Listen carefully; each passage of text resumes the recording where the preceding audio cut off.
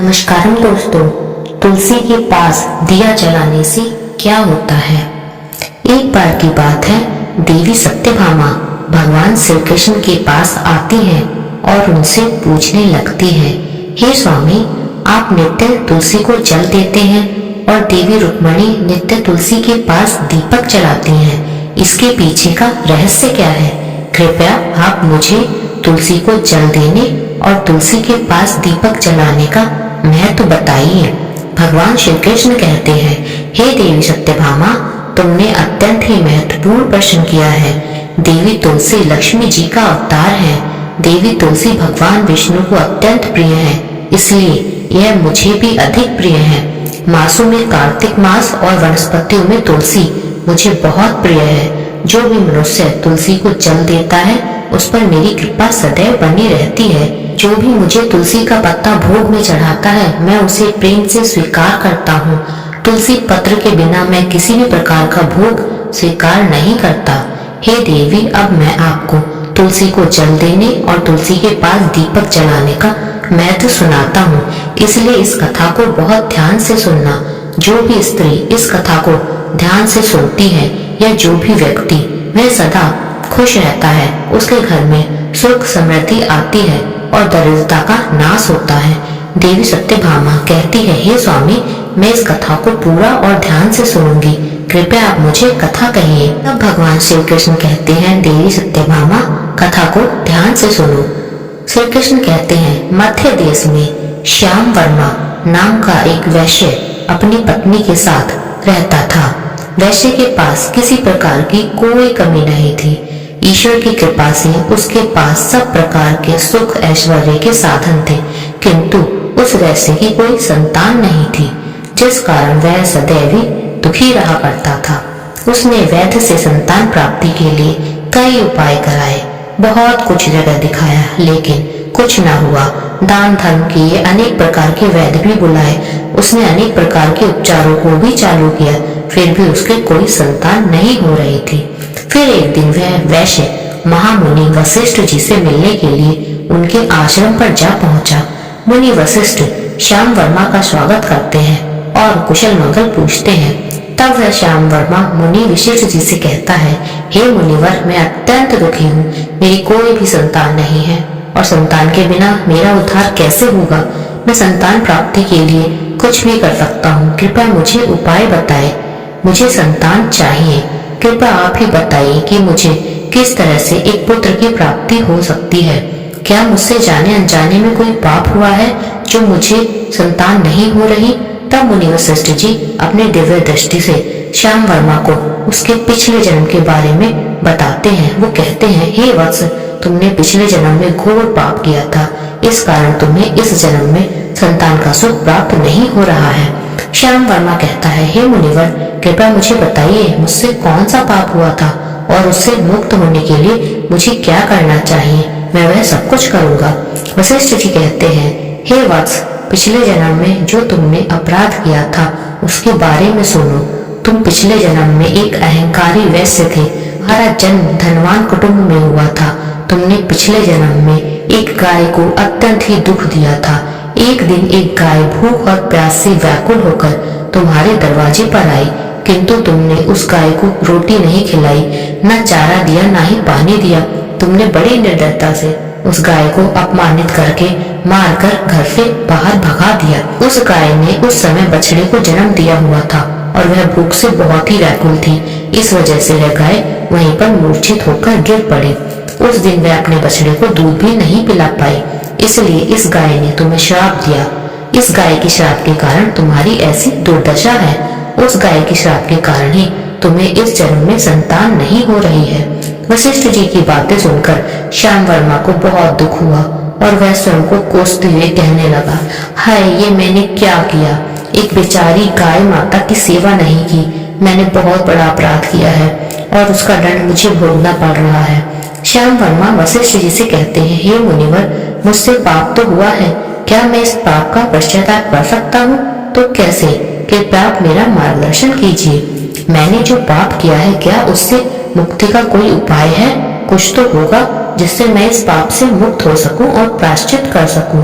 कृपया बताएं मुझे संतान की प्राप्ति कैसे हो सकती है, क्योंकि शास्त्र कहते हैं पुत्र के बिना मनुष्य का उद्धार नहीं हो सकता। तब मुनि वशिष्ठ कहते हैं, हे वत्स, इस पाप का तो एक ही उपाय है, तुम पुत्र प्राप्ति के लिए पुत्रेश यज्ञ करो। इसी यज्ञ के फलस्वरूप तुम्हें संतान की प्राप्ति हो सकती है। इस यज्ञ को संपन्न करके तुम ब्राह्मण भोज कराओ, वस्त्र का दान करो, गाय का दान करो, तभी तुम्हें इस पाप से मुक्ति मिलेगी। तब श्याम वर्मा वशिष्ठ जी को धन्यवाद देते हुए जाते हैं। हे मुनिवर, आपका कोटि कोटि धन्यवाद। मैं आपके कहा अनुसार पुत्रेश यज्ञ अवश्य करूंगा और ब्राह्मणों को गाय का दान करूंगा। इतना कहकर श्याम वर्मा शीघ्र अपने घर की ओर लौट जाते हैं। जाकर अपनी पत्नी को सारी हकीकत सुनाते हैं। फिर वो दोनों पुत्रेश यज्ञ की तैयारी करने में लग जाते हैं। अनेक ऋषि मुनियों को निमंत्रण देकर श्याम वर्मा पुत्रेश यज्ञ संपन्न करते हैं और उन मुनियों को, ब्राह्मणों को गाय का दान करते हैं। यज्ञ के संपन्न होने के बाद यज्ञ की अग्नि से अग्निदेव प्रकट होते हैं और श्याम वर्मा से कहते हैं, हे वत्स, आज तुम्हारा यज्ञ सफल हुआ। तुमने पुत्र प्राप्ति के लिए यह यज्ञ किया था, इसलिए तुम्हें मेरी कृपा से एक पुत्र रत्न की प्राप्ति होगी। किंतु तुम्हारे पुत्र की आयु केवल 18 वर्ष की होगी और 18 वर्ष समाप्त होने के पश्चात तुम्हारे पुत्र की मृत्यु हो जाएगी। इतना कहकर अग्निदेव अंतर्ध्यान हो गए। पुत्रेश यज्ञ करने और अग्निदेव के वरदान से पुत्र श्याम वर्मा को प्राप्त हुआ, किंतु वह बहुत दुखी था। लेकिन पुत्र न होने से कम आयु वाला पुत्र ही ठीक। फिर वह अपने कार्य में लग गया, क्योंकि अब उसके पास एक सुंदर पुत्र तो आ ही चुका था। बालक बड़ा ही तेजस्वी था। श्याम वर्मा ने पुत्र के जन्म के बाद किए जाने वाले सभी संस्कार किए, पुत्र को गुरुकुल में शिक्षा प्रदान की, और जैसे जैसे वह पुत्र बड़ा होने लगा, श्याम वर्मा को बहुत अधिक चिंता सताने लगी। लेकिन जब उसकी आयु 16 वर्ष की हो गई तो श्याम वर्मा की पत्नी ने कहा, हमें अपने पुत्र का विवाह कर देना चाहिए। हमारा पुत्र अब विवाह के योग्य हो गया है। श्याम वर्मा ने कहा, हे प्रिय, विधि के विधान के अनुसार हमारे पुत्र की आयु केवल 18 वर्ष है। 18 वर्ष के पश्चात हमारे पुत्र को मृत्यु का सामना करना पड़ेगा, इसलिए हम इसका विवाह करके किसी कन्या के जीवन को बर्बाद नहीं कर सकते, क्योंकि उसको बाद में अनेकों कष्टों को झेलना पड़ेगा। लेकिन श्याम वर्मा की पत्नी नहीं मानी। उसने कहा, कोई बात नहीं, हे नाथ, मैं अपने पुत्र को अविवाहित मरते हुए नहीं देख सकती। हमारे पास किस चीज की कमी है? हम अपने पुत्र वधू को इतनी संपत्ति देंगे, उसके जीवन में इतनी सुख सुविधा देंगे कि वह आराम से हमारे साथ रह पाएगी, और हमारे पुत्र के लिए आप एक सुंदर कन्या की खोज करें। अपनी पत्नी के मन के आगे श्याम वर्मा की एक न चली और वह पुत्र के विवाह के लिए योग्य कन्या ढूंढने लगे। पास के नगर में एक अत्यंत ही गरीब वैश्य की पुत्री के साथ उन्होंने अपने पुत्र का विवाह संपन्न कर दिया। क्योंकि वो लोग बहुत गरीब थे, इसलिए शादी के लिए मान गए। श्याम वर्मा की बहू का नाम सुभद्रा था। वह अत्यंत गुणवान, चरित्रवान और पतिव्रता नारी थी। वह अपने पति की मृत्यु की बात को नहीं जानती थी। सुभद्रा नित्य अपने सास ससुर और अपने पति की सेवा करने लगी। वह सभी के साथ बड़े प्रेम से रहती थी, कभी किसी के आज्ञा का उल्लंघन नहीं करती। उसकी वाणी बहुत ही मीठी थी और कार्य में वह कुशल थी। इस प्रकार से 2 साल बीतने ही वाले थे और समय निकट आ रहा था। जैसे जैसे श्याम वर्मा के पुत्र की मृत्यु होने का समय पास आ रहा था, उसको बहुत ही ज्यादा डर लग रहा था। फिर एक दिन उसने अपनी बहू को बुलाया और उससे माफी मांगते हुए कहा, हे बहू, मुझे क्षमा करना, मैंने तुम्हारे साथ बहुत अन्याय किया है। तुम्हारे माता पिता ये बात जानते हैं, लेकिन उन्होंने और मैंने तुम्हें ये बात नहीं बताई। मैं तुमसे क्षमा मांगता हूँ। बहू बोली, मैं आपसे छोटी हूँ, आपकी पुत्री के समान हूँ। कृपया आप संकोच ना करें और क्षमा ना मांगे। जो भी बात आपके मन में है, आप मुझसे निसंकोच कह सकते हैं। फिर श्याम वर्मा ने कहा, हे पुत्री, तुम कल्याणकारी हो, तुम एक महान पतिव्रता हो, किंतु मेरे पुत्र के साथ तुम्हारा विवाह होने से पूर्व मैंने तुमसे एक बात छुपाई। मेरे पुत्र की प्राप्ति पुत्रेश यज्ञ से हुई थी और अग्निदेव ने यह आशीर्वाद दिया था कि पुत्र प्राप्त होगा, लेकिन उसकी आयु 18 वर्ष होगी। तो 18 वर्ष के बाद हमारे पुत्र को मृत्यु का सामना करना पड़ेगा। यह बात सुनकर सुभद्रा सहमी सी रह गई। फिर बोली, आप चिंता न कीजिए, मैं आपको वचन देती हूँ, मैं आपकी पुत्रवधू, मैं कभी भी आपके पुत्रों के प्राणों को नहीं जाने दूंगी, मैं उसकी रक्षा करूंगी। आप अपने पुत्रों के प्राणों की तरफ से निसंकोच हो जाइए। आप मुझे बस एक दीपक, जल का घड़ा और एक गाय ला कर दीजिए। मेरे पति के प्राणों की रक्षा इन्हीं से होगी। सुभद्रा की बात सुनकर श्याम वर्मा को बड़ा ही आनंद हुआ। वह थोड़ा राहत महसूस करने लगा। बहू, जैसी तुम्हारी इच्छा, मैं सब चीजें तुम्हें लाकर देता हूँ। इतना कहकर श्याम वर्मा की बहू वह तीनों चीजें लेकर चली गई। फिर जब वह दिन निकट आया जिस दिन सुभद्रा के पति की मृत्यु होने वाली थी, उस दिन सुभद्रा ने सुबह उठते ही तुलसी को जल चढ़ाया, प्रणाम करा और तुलसी के पौधे पर एक चुनरी बांध दी और तुलसी माता से प्रार्थना की, हे माँ, मैं आपको चुनरी चढ़ा रही हूँ, कृपा अब तुम ही मेरे सुहाग की रक्षा करना। फिर सुबह के समय यमराज का एक दूत श्याम वर्मा के पुत्र के प्राण हरने के लिए उसके घर पर आया। जैसे ही उसने घर में प्रवेश किया, पहले तुलसी के पौधे ने उसे रोका और कहा, हे यमदूत, इस घर में निवास करने वाली स्त्री ने मुझे चुनरी चढ़ाई है और इसलिए अब उसके सुहाग की रक्षा करना मेरा कर्तव्य है। तुम इस घर में प्रवेश नहीं कर सकते। इतना कहकर तुलसी ने दूत को घर से जाने को कहा। वह दूत भयभीत होकर सुभद्रा के पति के प्राण लिए बगैर ही यमपुरी लौटा।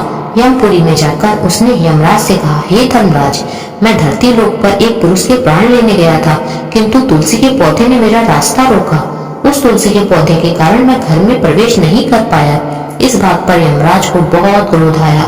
फिर उन्होंने अन्य दो दूतों को बुलाकर कहा, तुम जाओ सुभद्रा के घर पर, जब तुलसी का पौधा सो रहा होगा तुम उसके पति के प्राण लेकर यमलोक आ जाना। फिर शाम के समय यमराज के दो दूत सुभद्रा के घर की ओर निकल पड़े। सुभद्रा ने शाम होते ही तुलसी के पास एक दीपक जला दिया और उससे प्रार्थना की, हे दीपक, तुम अब मेरे पति के प्राणों की रक्षा करना। यहाँ दूत आएंगे जो कि मेरे पति के प्राण लेने के लिए आएंगे। फिर शाम हो गई, तुलसी का पौधा सो गया और यमराज के दो दूत सुभद्रा के घर के सामने आकर खड़े हो गए। अब सोचने लगे कि हमें तो इस मनुष्य के प्राण लेकर ही जाने हैं, तभी हम यमपुरी लौटेंगे।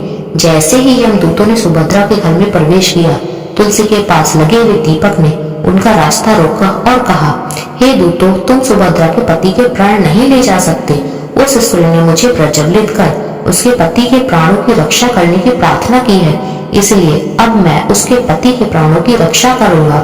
इसलिए तुम उसके पति के प्राण नहीं ले जा सकते, यहीं से लौट जाओ, नहीं तो मैं सब कुछ जलाकर भस्म कर दूंगा और मेरी अग्नि में तुम दोनों भी जलकर भस्म हो जाओगे। उस दीपक की बात सुनकर यमराज के दोनों दूत अत्यंत ही भयभीत हो गए और फिर से लौटकर यमपुरी चले गए। वहां पर जाकर उन्होंने यमराज को सारा वृत्तांत सुनाया और कहा, हे यमराज, आपकी आज्ञा का पालन करते हुए हम दोनों शाम के समय उस पुरुष के प्राण लेने के लिए गए थे, लेकिन तुलसी के पास लगाए हुए दीपक ने हमारा रास्ता रोका, इसलिए हम खाली हाथ ही वापस लौट आए। यह सुनकर यमराज को और भी क्रोध आ गया। फिर उन्होंने अन्य चार दूतों को बुलाया और कहा, अब तुम सुबह के समय सुभद्रा के जागने से पहले जाओ, उसके पति के प्राण लेकर आओ। यमराज की आज्ञा का पालन करते हुए दूत सुभद्रा के घर की ओर जाने लगे, लेकिन सुभद्रा ने रात को ही घर के दरवाजे के सामने जल से भरा हुआ लोटा रख दिया और उससे प्रार्थना की कि मेरे पति की रक्षा कीजिएगा। यम के दो दूत मेरे पति के प्राण लेने के लिए आ रहे हैं, अब आप ही मेरे सुहाग की रक्षा कर सकते हैं। इतना कहकर वह सुभद्रा सोने के लिए चली गई। इधर यम के दूत भी सुबह सुभद्रा के जागने से पहले उसके घर पर पहुंच गए। जैसे ही वह घर के अंदर प्रवेश करने लगे, अब उस लोटे के अंदर भरे हुए जल ने कहा, रुक जाओ, तुम अभी इस घर में प्रवेश नहीं कर सकते। यह घर अब मेरी सुरक्षा में है। मैं सुभद्रा के पति के प्राणों की रक्षा करूंगा, तुम्हें नहीं ले जाने दूंगा। अगर तुमने इस घर में प्रवेश किया तो मैं नरक की अग्नि को बुझा दूंगा, जिससे सारा नरक लोक टूट जाएगा। यह सुनकर यमराज के दूत बेचारे घबरा गए और एक दूसरे की तरफ देखकर उस स्थान से भाग गए। वे सभी यम के दूत यमराज के पास लौटे और उनसे कहने लगे, हे धर्मराज, आपकी आज्ञा का पालन करने के लिए हम चारों सुभद्रा के घर गए थे उसके जगने से पहले, लेकिन उसके पति के प्राण लेने के लिए असफल रहे। फिर सुभद्रा के घर के बाहर रखे हुए जल के लोटे ने हमारा मार्ग रोक लिया और इसी कारण हम उनके घर में प्रवेश नहीं कर सके। अब यमराज को बहुत अधिक क्रोध आ गया। उन्होंने इस बार 8 यमदूतों को बुलाया और कहा, हे यमदूत, अब शीघ्र जाओ और बलपूर्वक उस मनुष्य के प्राण खींचकर यमलोक लेकर आओ। फिर वह 8 यमदूत यमराज की आज्ञा का पालन करते हुए पृथ्वी लोक पर चल पड़े। सुभद्रा के घर के पास आते हुए देखकर सुभद्रा ने घर के सामने गाय को बांध दिया और गौ माता से विनती की, हे गौ माता, आज यमदूत आ रहे हैं मेरे पति के प्राण लेने, आप मेरे सुहाग की रक्षा करना। हे गौ माता, मैं आपकी शरण में आई हूँ, कृपया मेरे पति की रक्षा करना। उस गाय ने कहा, हे पुत्री, तुम चिंता मत करो, तुम्हारे पति के प्राणों की रक्षा मैं स्वयं करूंगी। मेरे होते हुए यम के दूत तुम्हारे घर में प्रवेश भी नहीं कर पाएंगे, इसलिए तुम चिंता मुक्त होकर जाओ, घर में अपने पति की सेवा करो। फिर जैसे ही यमदूत घर के अंदर प्रवेश करे, तब वहां पर गाय ने उन्हें रोका और कहा, तुम लोग घर में प्रवेश नहीं कर सकते, इस घर की रक्षा मैं कर रही हूँ, मेरे रहते इस घर के अंदर कोई प्रवेश नहीं कर सकता। यदि तुमने घर के अंदर प्रवेश करने का प्रयत्न किया तो मैं तुम सभी को श्राप दे दूंगी, और अगर तुमने इस घर के अंदर प्रवेश करना चाहा तो पहले तुम्हें मेरे प्राण लेने पड़ेंगे। तुम सभी को गौहत्या का पाप लगेगा, जिसका कोई प्रायश्चित नहीं है। वहां पर उपस्थित सभी यमदूत गाय के द्वारा श्राप देने की बात सुनकर डर गए, भयभीत हो गए। वे जानते थे कि गाय के द्वारा दिए गए श्राप से कोई मुक्त नहीं हो सकता, और गौ हत्या तो संसार का सबसे जघन्य अपराध और महापाप है, जिसका कोई भी प्रायश्चित नहीं है। इसलिए वे सभी वहां से लौटकर यमराज के पास चले गए। यमपुरी जाकर यमदूतों ने यमराज को सारा वृत्तांत सुनाया। हे धर्मराज, सुभद्रा के पति के प्राणों की रक्षा एक गाय कर रही है। उस गाय ने हमें श्राप देने की बात कही, इसलिए हम सब भयभीत होकर वापस लौट आए। गाय का सामना करने की हमारे में शक्ति नहीं है। उन यमदूतों की बात सुनकर यमराज आग बबूला हो गए और स्वयं भैंसे पर सवार होकर पृथ्वीलोक की ओर निकल पड़े। यमराज ने अपने भैंसे पर सवार होकर सुभद्रा के घर जाने का निश्चय किया। यमराज को अपने घर के सामने आता देखकर सुभद्रा भयभीत हो जाती है और जल्दी से आकर यमराज के चरण स्पर्श करके उन्हें नमस्कार करती है और उनकी स्तुति करने लगती है। हे यमराज, आप तो तीनों लोक के प्राणियों पर कृपा करने वाले महान देवता हैं। इस संसार के समस्त प्राणियों के पाप और पुण्य का लेखा जोखा आप अपने पास रखते हैं। हे न्याय के देवता धर्मराज, मैं सत्य धर्म का पालन करने वाली पतिव्रता स्त्री हूँ। मैं आपको बारंबार नमस्कार करती हूँ, कृपया मुझे आशीर्वाद दीजिए। सुभद्रा के द्वारा की गई स्तुति से यमराज अत्यंत प्रसन्न होते हैं और अनजाने में ही सदा सुहागिन रहो ऐसा आशीर्वाद दे देते हैं। फिर यमराज सुभद्रा के पति के प्राण हरने के लिए आगे बढ़ते हैं तो सुभद्रा कहती है, हे धर्मराज, आपने अभी अभी मुझे सदा सुहागन रहने का आशीर्वाद दिया है और अब आप मेरे ही पति के प्राण लेने जा रहे हैं। इससे तो आपका आशीर्वाद झूठा साबित हो जाएगा। यह बात सुनकर धर्मराज रुक जाते हैं और सुभद्रा की ओर देखकर मुस्कुराने लगते हैं। सुभद्रा के निर्मल हृदय और अपने पति के प्रति समर्पण भाव को देखकर यमराज अत्यंत प्रसन्न होते हैं और सुभद्रा की ओर देखकर कहते हैं, हे पुत्री, आज तुमने साक्षात मृत्यु को ही पराजित कर दिया है। मैं तुम्हारे पतिव्रत धर्म से अत्यंत प्रसन्न हूँ। अब मैं तुम्हारे पति के प्राण नहीं ले जा सकता, मैं तुम्हारे पति के प्राण छोड़ देता हूँ। तुम्हारी जो भी मनोकामना है मुझसे मांगो। तब सुभद्रा ने कहा, हे धर्मराज, मेरे पति के लिए 100 वर्ष की आयु मांगती हूँ। मेरे पति मेरे लिए परमेश्वर है, मैं अपने पति को छोड़कर जीवित भी नहीं रह सकती, इसलिए आप मुझे यह वरदान दीजिए। तब यमराज प्रसन्न होकर कहते हैं, तथास्तु। हे कल्याणी, आज से जो भी स्त्री अपने घर के सामने तुलसी का पौधा लगाएगी, तुलसी के पास शाम को दीपक जलाएगी और जिस घर के सामने गाय बंधी होगी और जो स्त्री अपने घर के सामने जल का लोटा रखती है, उसके घर में कभी भी मेरे दूत प्रवेश नहीं करेंगे। इतना कहकर यमराज उस स्थान से अंतर्ध्यान हो गए। भगवान श्री कृष्ण कहते हैं, हे देवी, इस प्रकार से उस सुभद्रा ने अपनी पतिव्रत्य धर्म का पालन करते हुए उसकी मृत्यु को भी टाल दिया। इसलिए जो भी स्त्री अपने घर के सामने तुलसी का पौधा लगाती है, रोज शाम को तुलसी के पास दीपक जलाती है, उसके घर में मृत्यु प्रवेश नहीं करती है। जिस घर के सामने गाय बंधी होती है, उस घर में भी कभी दुख दरिद्रता नहीं आती है। जो स्त्री अपने घर के सामने जल से भरा हुआ लोटा रखती है, उसके घर में कभी शोक नहीं होता है। तो मित्रों, भक्तों, इस प्रकार से भगवान श्री कृष्ण ने देवी सत्यभामा को तुलसी के पास दीपक जलाने का महत्व सुनाया। जय श्री कृष्ण। दोस्तों, आपको ये कथा कैसी लगी हमें कमेंट जरूर करें। वीडियो अगर पसंद आई हो तो चैनल को सब्सक्राइब भी करें, वीडियो को लाइक भी करें और भगवान श्री कृष्ण की कृपा आप सब पर बरसती रहे। ऐसी हमारी भगवान श्री कृष्ण से प्रार्थना है। धन्यवाद। आप सभी के भीतर बैठे परमात्मा को मेरा प्रणाम।